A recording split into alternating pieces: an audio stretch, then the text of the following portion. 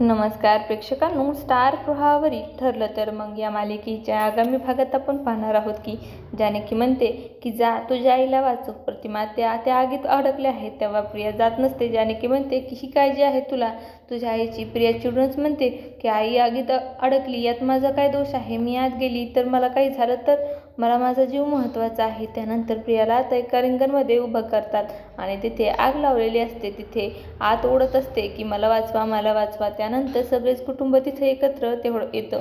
तिथे सायली येते आणि म्हणते की काय प्रिया, थोड्या वेळात तुझ्या आईचा जीव वाचवायला वेळ नव्हता. स्वतःच्या आईला वाचवण्यासाठी तू आगीत जाऊ शकत नाहीस आणि आम्ही तुला वाचवायला आगीमध्ये येऊ.